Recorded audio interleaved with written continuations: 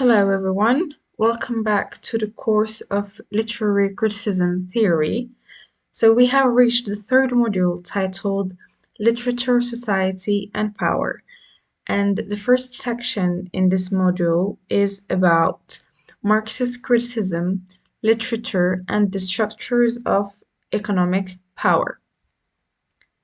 So, to give you some quick background on this, if we look back in the late 18th, happened the collapse of the Soviet Union, which made a lot of people think Marxism was basically dead and buried, both as a political system and as a way of looking at the world. But the reason it's still around and why we're still talking about it is that it's less about the old historical regimes and more about its core critique of inequality. At its heart, it's about looking at a broken world and imagining a transformed one, where we move away from systematic conflict and toward a society where everyone actually has equal access to opportunities and wealth. So it is still a super relevant framework today, both for breaking down how our society works right now and for thinking about a fairer future. So, what are the origins of Marxism? First, the founders of Marxism are mainly, we're talking about Karl Marx and Frederick Engels, who both formulated the foundational ideas of Marxism. So they addressed how society's material conditions shape consciousness, focusing on class struggles as the primary driver of societal changes. The key works that really marked the Marxism theory are the German ideology, which was published in 1845, and the Communist Manifesto, which was published in 1842. And these both introduced the dialectical materialism, emphasizing the role of the economy in shaping societal structures. We can also mention the book Das Kapital that was published in 1867 and that detailed how economic relationships create societal inequalities and ideologies that perpetuate class dominance. So, what is really the Marxist criticism and what are its core concepts? Marxist literary criticism did not appear until the 18th century using Marx's ideas. 12th century critics formulated an approach to textual analysis that focused on the study of text in relation to the society that reads it. And the first concept that was introduced was dialectical materialism, which is a philosophical framework central to Marxism, and it was also developed by Karl Marx and Frederick Engels, which synthesizes Hegelian dialectics with materialist philosophy. Dialectical materialism adopts Hegel's dialectical method, but grounds it in material reality rather than abstract ideas. So it includes core concepts such as which are mainly thesis, antithesis, and synthesis. Hegel's dialectics often simplified into this triadic structure, though he himself never explicitly used these terms. So the thesis represents the initial idea, the initial state or proposition.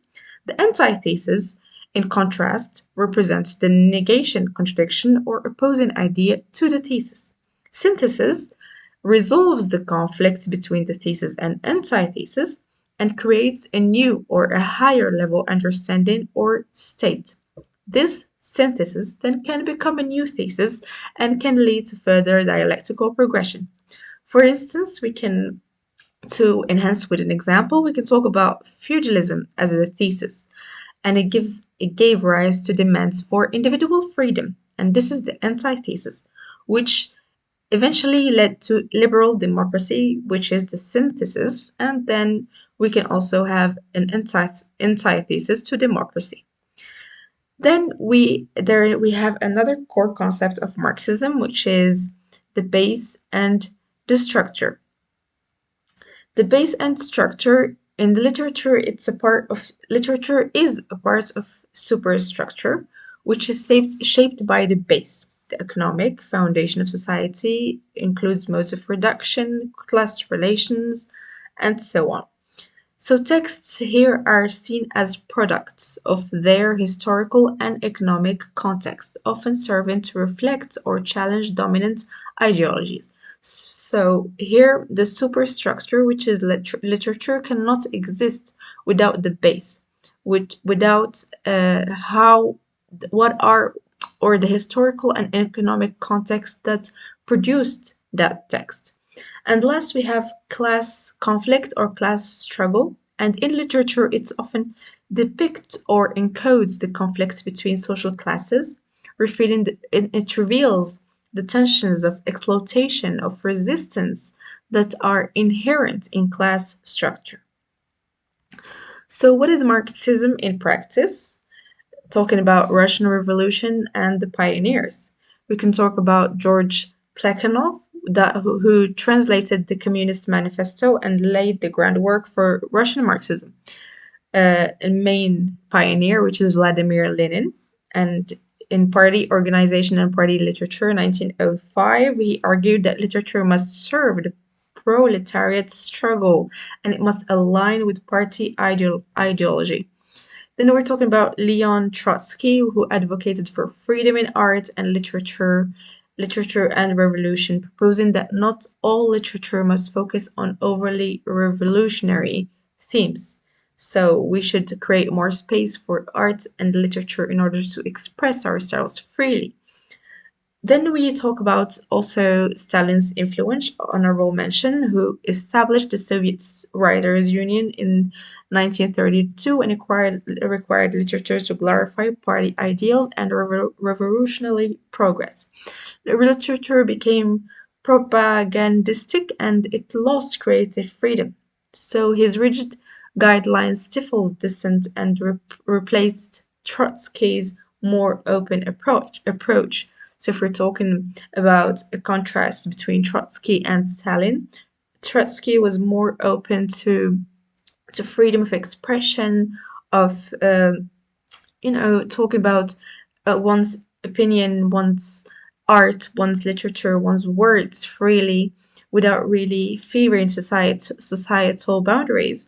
Whether Stalin's was more enclosed and was more propagandistic. He was grounded and putting literature and creativity into boundaries. So, what are the key assumptions of Marxism? Marxism is a cultural theory. It's not just about literature. It is a broader way to understand and change society. Material reality over spirituality. So it means that what we believe, what we value and think is inherently shaped by social and economic conditions, not religion or philosophy. So this Marxist assumption assumes that what's really or inherently shapes or guides what we believe, what we value, what we think, our way of life and mode of thinking, and all of that is not really shaped by religion, philosophy, and abstract thoughts, but rather is shaped by society, by our economic conditions, by our class or social class, and so on. Also, Marxism assumes that everything is interconnected. Society, economy, and politics are linked. So workers, employers, economy, values, and all um, reciprocally affect each other in a way or another. So also talks about Bayesian structure that we already mentioned.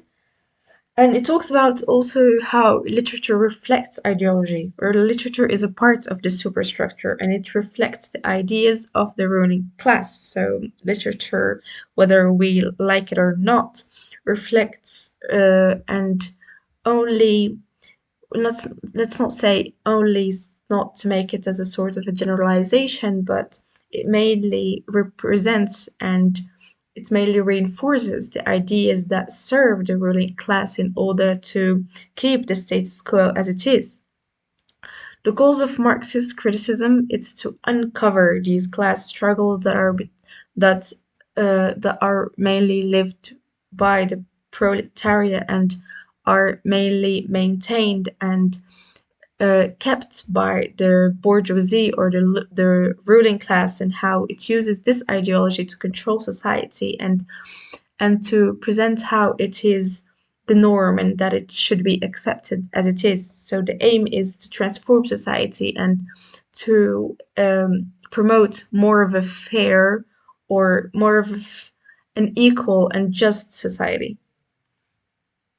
So the methodology of the Marxist criticism is that how is lays in how it focuses on the connection between literature and its cultural and historical context. So it does not in any how undermine, but rather it focuses and emphasizes on the importance of literature and how it can actually shape and change our cultural and historical context, and also meaning that it does not merge from a vacuum, but rather it emerges from certain ideologies that sometimes are trying to be preserved or sometimes challenged.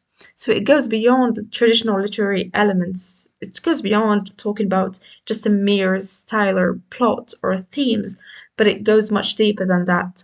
And it examines ideology in the text. It reveals class conflict and social oppression and aims to uncover the bourgeoisie's control and inspire social change through critique. So the goals of Marxism is to expose class conflict and worker oppression and encourage action towards socialism and societal reform. And that's done through analyzing how the text reflects the author's ideology, examines the characters, the settings, and society within the text, and investigates the author's class background and historical period, because where the author comes from and what he is trying to claim in his, or what he is trying to represent in his works of art or literature, actually merges from his background, from his class. So that's how we can see which ideas he is actually advocating for. So the critiques that are towards Marxist criticism are that it exposes what texts don't say. It focuses too much on what's unsaid or hidden in texts, and it ignores more straightforward elements like character or plots, which I think is not much of a critique, because that is mainly one major component of discourse analysis or literary analysis, which should be actually done in order to understand the inherent message of the text or of the author that he's trying to get beyond. Marxism as a crazy religious worldview. So it acts as a quasi religious worldview, and it demands total commitment, and it rejects spirituality, which some feel diminishes individual worth. And personally, may to some point agree with that, because we cannot solely um, make the world only valued by material and economic and financial what possibilities or what we have in those terms, and fully neglect and reject spirituality and religion. As the last critique, we have economic theory is too simplistic, so it's too focused on economics. Critics question whether a purely economic focus can truly explain the full range of modern social issues. So it actually includes in our social issues cannot be explained only through an economic view, but rather it includes a wide range of other perspectives and other issues. So the response to critiques of Marxism is that how it evolves by integrating new theories and adapts to modern social issues, and it addresses critiques of oversimplification and ideological rigidity while remaining a powerful tool for analyzing class struggles and promoting social change. Thank you so much. That's the end for talking about Marxist criticism.